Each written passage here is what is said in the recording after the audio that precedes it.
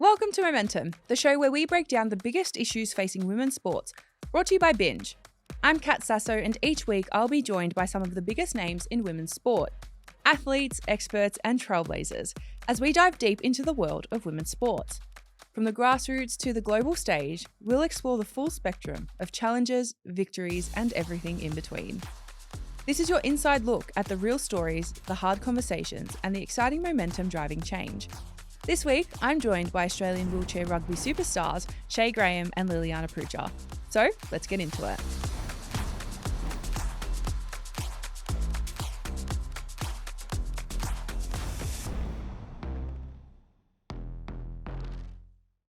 When you think about trailblazers in sport, it's easy to picture the biggest stadiums, the biggest crowds, and the biggest moments.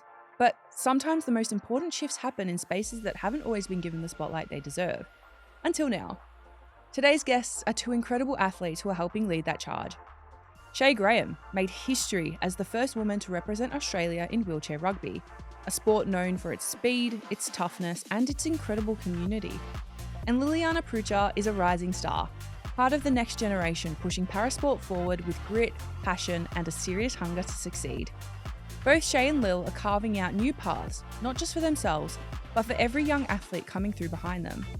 Their stories are full of resilience, strength, and a deep love for the game. And today, we're diving into what it really means to be an elite athlete, how representation is changing the landscape for parasport, and why the future has never looked brighter. Shae, you have had such a massive impact on the world of wheelchair rugby. Can you tell me a bit about your story and how you ended up there? Yeah, that's really nice to start off with because I guess I don't really pay attention to what's happening outside of me just playing. But I guess I had a car accident when I was 18 years old. I was a backseat passenger, which left me with a C6 incomplete spinal cord injury. And prior to that, I had been really sporty. I grew up in Queensland, so played a lot of soccer and touch football and rugby union. And I kind of took the car accident as a sign to go into retirement from sport. So, yeah, in rehab, I had heaps of people trying to get me back involved with sport, basketball specifically. And we had this like one day that we all went out, and it was kind of when the documentary Motorball had come out, sorry. And yeah, all the guys from the spinal cord unit left that cinema saying like, I'm going to play wheelchair rugby. And I left saying I'm never going to play a sport like that. It looks like everyone's just trying to kill each other. Um, and at the time, my younger brother, he came to watch as well. He was in school holidays, and he's like, I think you'd be really good at that sport. You should play. And I, yeah, flat out said no. So went about my life like after rehab for the next, I think it was close to like 8 years or something. Still had people trying to get me back involved with sport. And then in 2013, I was in Europe with my brother, and we were having an argument over a stupid fact. Don't know, can't remember what it was, a very long time ago. And he said if I was wrong, then when I went back to Australia, I had to give wheelchair rugby a go. So I was wrong. And when I got back to Australia, like 5 months later, got on the internet, did some Googling to find out where wheelchair rugby was, and just like sent out heaps of emails, made heaps of calls, and yeah, got in my first rugby chair and instantly fell in love with the sport. So yeah, basically started playing because I lost a bet and then found a passion, which was pretty cool. Well, what a lucky bet to lose, right? I know. It's Yeah. one of those ones that you'd probably be grateful that you did lose. Oh, 100%. I say to everyone all the time, like it was the best bet I ever lost. So That's so great. yeah, it was cool. And Lil, you're one of the very exciting new young para-athletes. I can see the shock in your face at me saying that. Really Yeah. exciting for you to be coming through as one of the young generation, the new generation of para-athletes. Can you tell me about your story, how you ended up in wheelchair rugby? I don't know. I guess like I was born with CP and ASD, so it's like I don't know, I finished high school and then like didn't really have any friends or wasn't really doing anything socially, and I was like, oh, I should really do something. And then it was like after COVID, and I went to the Parasport Festival in WA, and there was like a bunch of sports. There was like para ice hockey and wheelchair rugby and stuff, and I was like, I actually didn't go straight for wheelchair rugby. I went straight to ice hockey. I thought it looked way cooler. I still kind of think it's like the outfits are cool. Like, Yeah. the sick helmet, and I was like, oh, and like sticks with spikes. So I was like, cool. And then that was just like too cold, and I don't quite have the function to like play that very well. And yeah, like cold. I was like, oh, no thanks.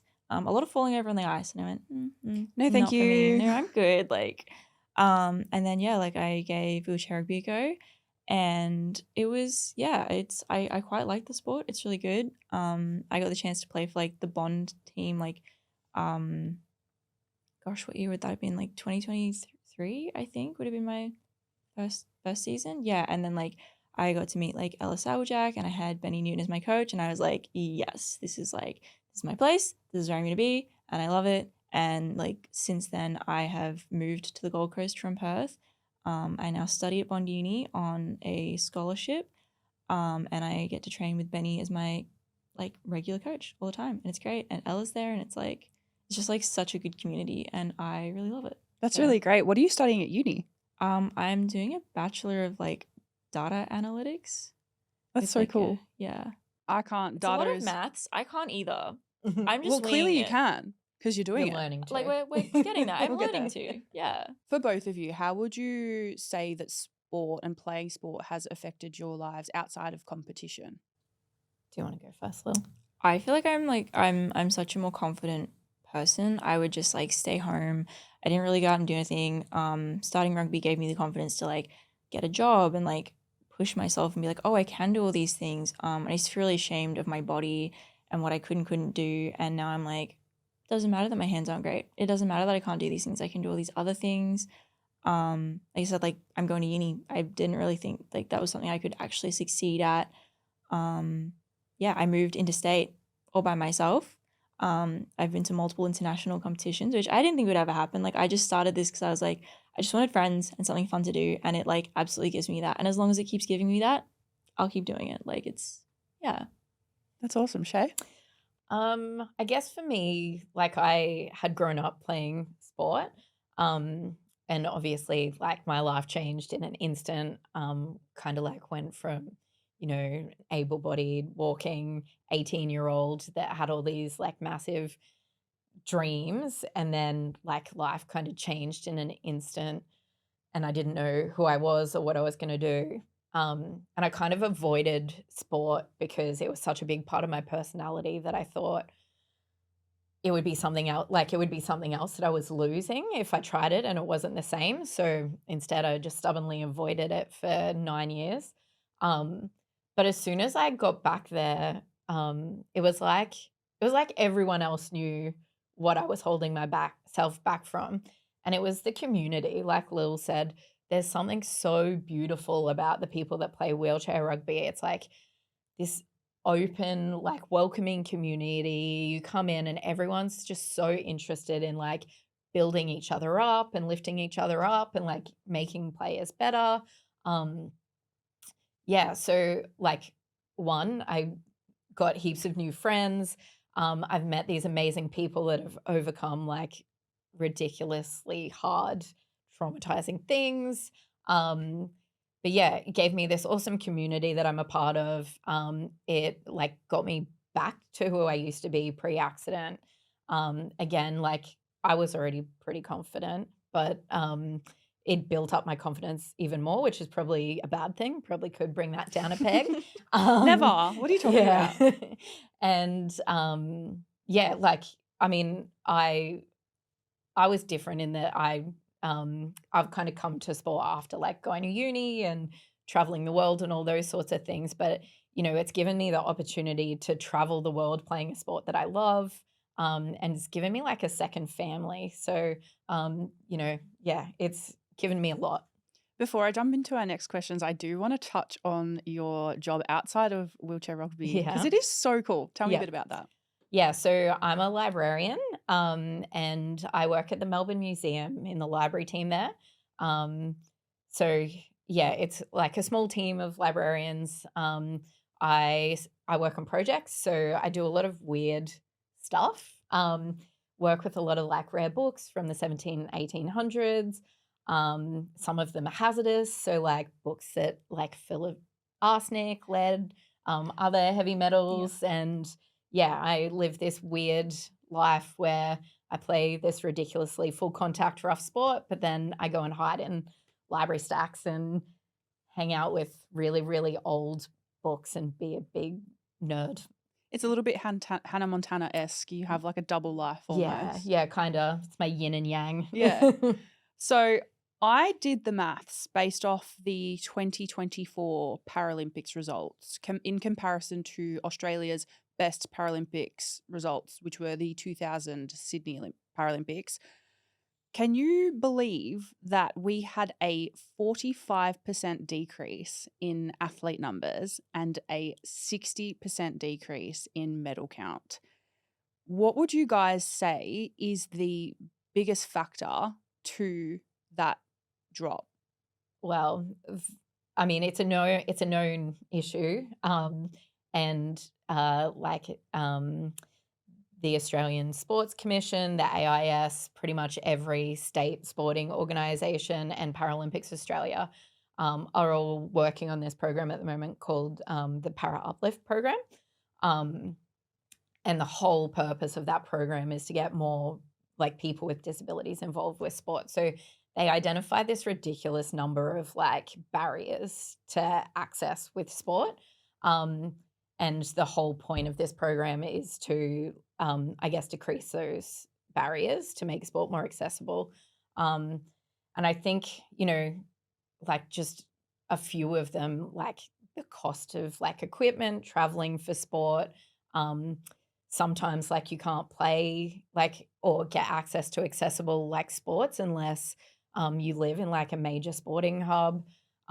Coaches, like just knowing like what's available can be a problem.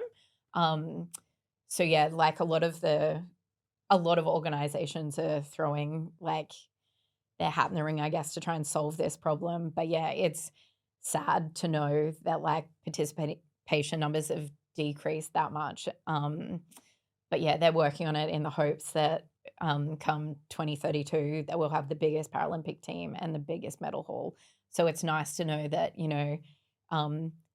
people care and they're trying to make sport more accessible for everyone. Because like we just said before, like sport can change people's lives. And I think everyone should be able to play it. And Lil, have you kind of noticed coming through as a bit of the younger generation, like I said earlier, have you noticed that there's a lot of support in that sense?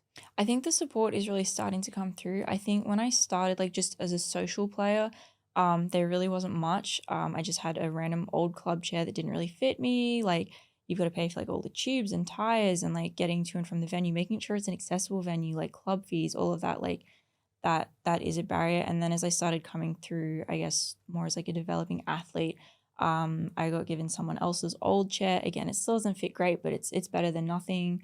And I'm grateful for that. And then like I get some funding support to help buy equipment such as tubes, tires, all of that.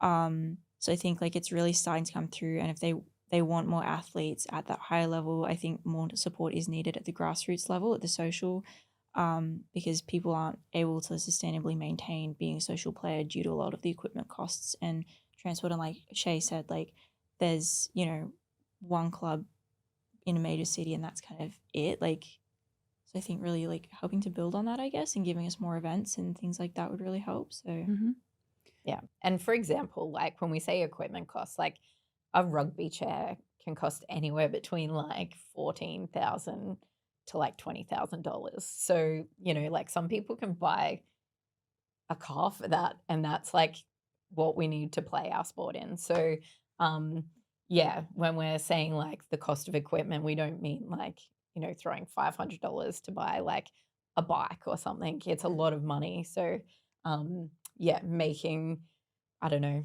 like equipment accessible and easy to game will get more people involved, not just in our sport, but all sports. Yeah, and speaking about your equipment, for our listeners who don't really know much about wheelchair rugby or wheelchair sports in general, can you walk us through what makes your equipment unique? Yeah. Do you want to? I mean, I can't really walk you through it, but I can roll you through it if that helps. Nice, great. Yes. I guess like most sports chairs, like the wheels have like a bigger camber on them, so like we can have a tight turning circle and stuff. Yeah, I don't know, anti-tips and stuff.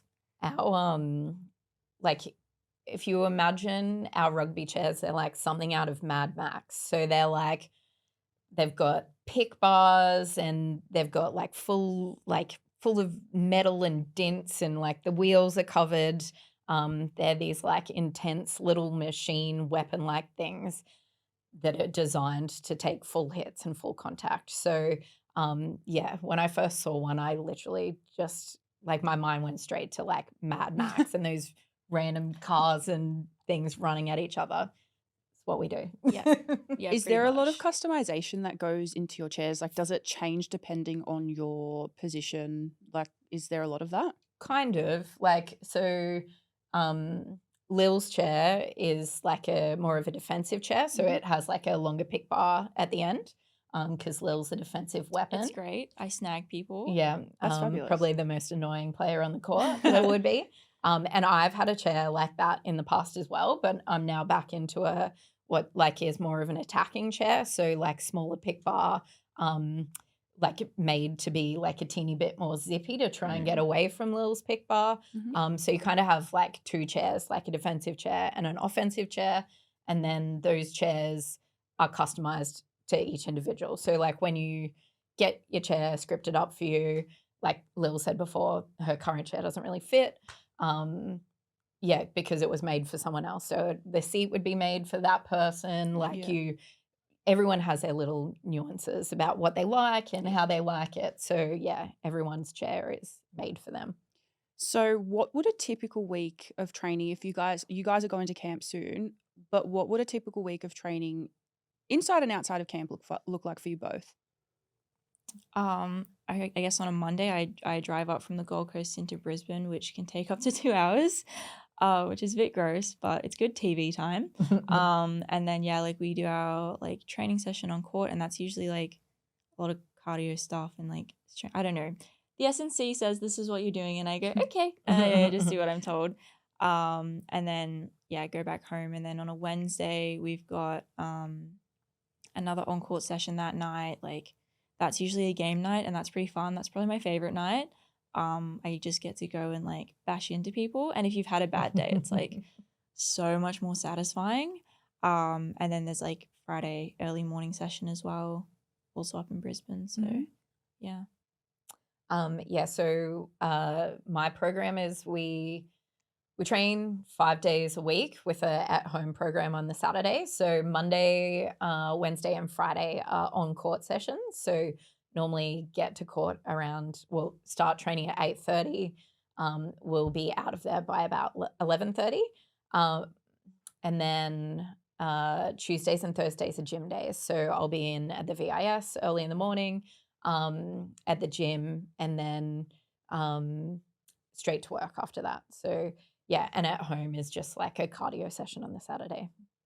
And going back to the investment that's being put into parasport at the moment, the VIS, they have recently launched a dedicated para unit in Melbourne. Yep. How significant is that for athletes like you both, but also the younger athletes that might be coming up through the ranks and starting their journey into parasport?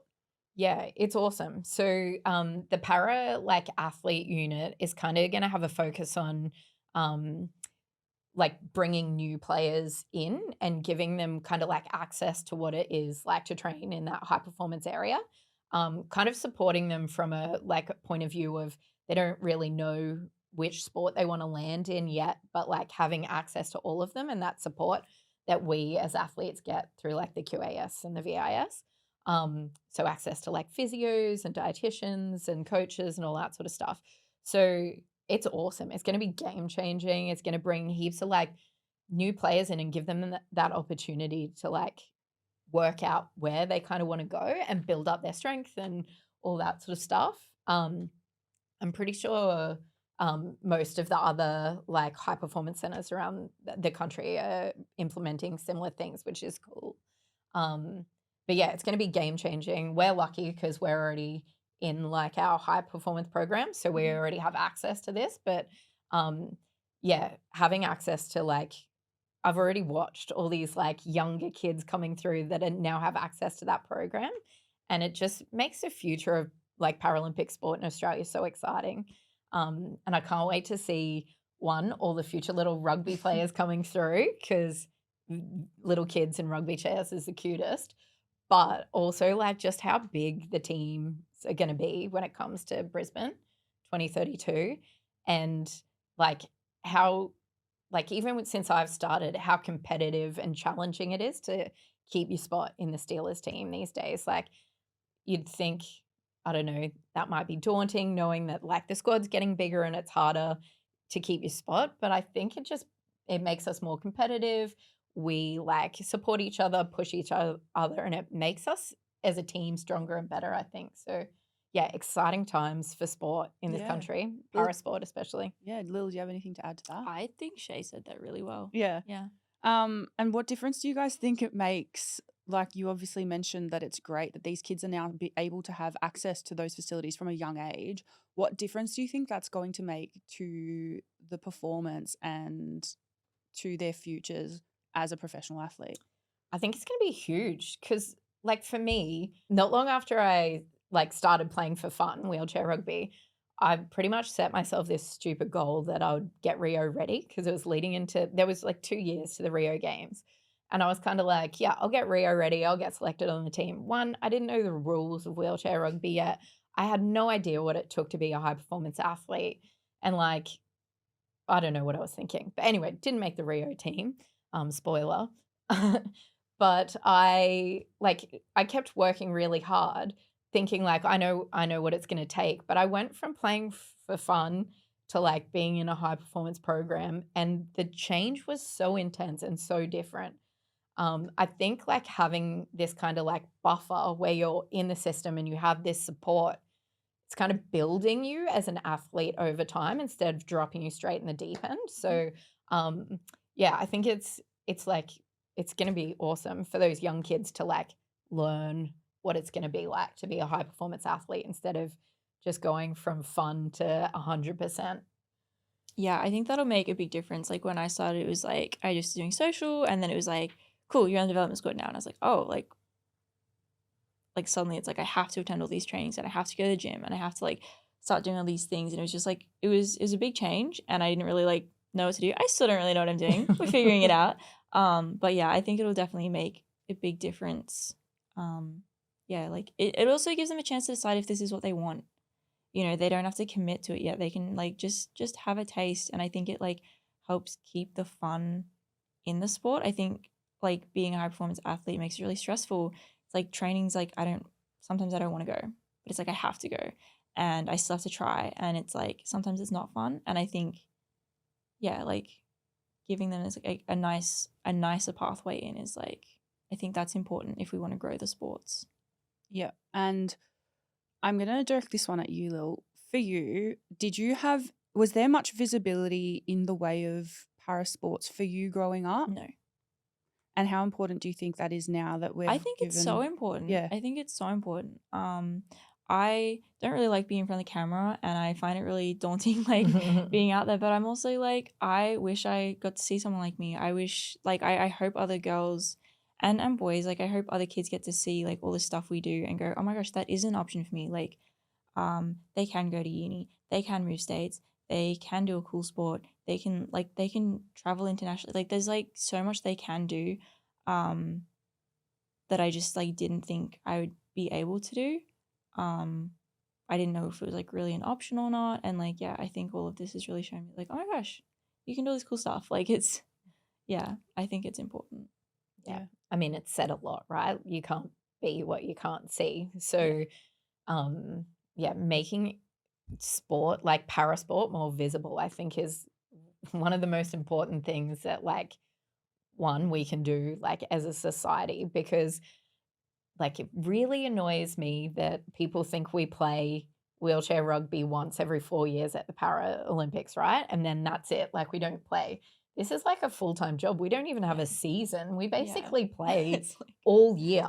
So we get what, like 3 weeks off over Christmas or something, and Yeah. maybe like a week off Yeah. during the middle of the year. we have international comps. Like we had one in Feb. Yeah. We've got one in November, and we've got like international comps in between. Yeah. It just doesn't stop.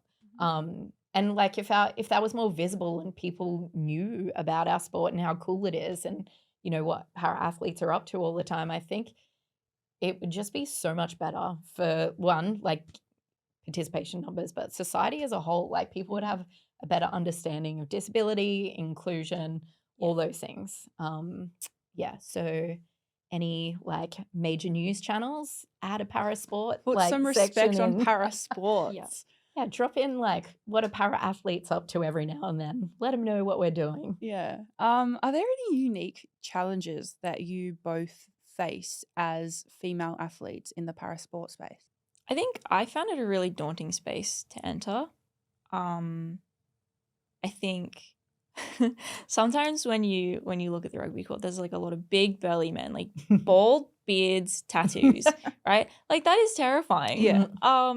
And I think for me personally, again, like having Ella and Shae and Robin, like having some of the girls there, like it just was like it made it that little bit safer. I felt more comfortable going in. I was like, I don't know how to talk to these men. Like they're lovely, but I was like, when I started, I was 20.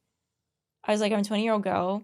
I'm just a girl. Like I'm just a girly. Like how do I interact with these big guys? Like I don't know how to do that. And just like having the girls there made it so much more comfortable. It made it so much fun.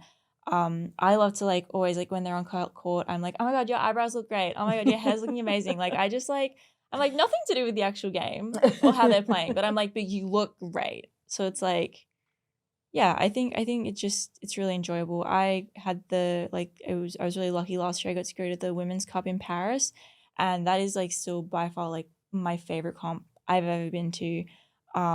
Just like I went by myself. Ella and Shae and Em had all gotten back from Paris, so understandably they were like, we've had enough of Paris. Like, and we'd actually like gotten back from a trip from Japan like the week beforehand. So I was home for a week from Japan, and then like straight off to the next comp. And it was just the best. The amount of women there that I got to learn from and meet. And it was just incredible. Like, and playing, it's like I felt confident. I could talk loudly. I could hit hard. I could do all this stuff that I like normally just feel really shy. And I'm like, oh, I don't know. Like I just like, yeah, I don't know. It was just Feel like empowered. I did. It was the best. And like we're all there being like, your hair looks amazing. Your eyebrows. Did you do your makeup this morning? Like amazing. Like what eyeshadow is that? Like it was just like, it's just good. Yeah. It was good. And I loved it. And it was just like, it was very fun. I think the way women support women is different to how men support women. Yeah. And it's just safe. It was just good. And I loved it. And I'm like so excited for the next one. Shae, have you got anything to add? I've been to that Women's Cup in Paris too. I'd gone like the 2 years before, I think. And it like, yeah, Lil's right. Like it is a really supportive environment. It was interesting in like when Ella and I went over, and Ruby as well, we kind of went in and like got put in a team with some girls from France, some girls from America. And like Ella, Ruby and I kind of went in going like, yeah, we want to win this. But when it came down to it, like a lot of these girls were new. I was like, what do you want to work on? Like, what do you want? So it became this supportive environment where it was all about building these girls up. One said she was scared of the ball. And I was like, all right, well, we'll fix that by the end of this competition. Like, you know, so like it became this environment where I was like, okay, everyone's getting even amounts of court time. We're all doing this. We're going to work on like the things you guys want to work on in comparison to some of the other teams that were only playing like their main lineup and like they had a full team of 12 people. So that's a beautiful, like it is a very beautiful competition, very cool environment and very different. But for me, I grew up playing like mixed soccer. To the point where sometimes I was still like the only girl like playing on a team. So when I came into wheelchair rugby, it felt very natural and normal for me going into this male-dominated like environment. Yeah, I don't know. Like I can never answer that question properly because I just kind of went in and I was like, hi, I'm here. Be my friend. Hey, I'm here. I've arrived. I'm not going anywhere now. So, you know, there were a few guys that were like harder to crack, and I was like, don't worry, I'll wait here. You'll be I'll my sweeten friend you up. eventually. It's fine. I've got time. But But yeah, so I think my experience is sometimes a little bit different to other Mm. people's because I've come in and just gone like, oh, I've been here before. I know what this is like. Yeah. I think that's good though. I think it just gives like so many different perspectives because everyone's experience is going to be different. Yeah, like, of course. Yeah, of course, 100%. Okay, so this season on Momentum, we're putting together our very own playbook to success. So I'm asking every one of our guests to give me one piece, like their holy grail piece of advice. Might be professional advice, might be sport advice, might be beauty advice, whatever. Might be your holy grail piece of advice so we can add into our playbook for success. Oh, it's a big question. It is. Have you got anything? I feel like anytime I get like, so I've moved states, right? And I'm at like this uni that I wanted to go to, and I'm in the QAS like high performance program. I'm about to make my debut for the Steelers. I'm like, oh my God, there's so much. And it's so stressful, right? But I just have to remind myself, like, I've seen on TikTok going around, like, it's like, this is the whole point. This is what I wanted. Like 6 months ago, I was like, even a year ago, like, I was like, oh, I think this is what I want to do. And I was like thinking about it. And I'm like, no, I'm doing it. It's terrifying and it's scary and it's hard, but I love it. And it's what I wanted. And I just like, I think just reminding myself like that, like, this is the whole point. This is the whole point. This is the whole point. It is the whole point. It's the whole point. Do what you love. Yeah. Shae? Oh God. Yeah, I guess for me, I think ever since I lost that bet,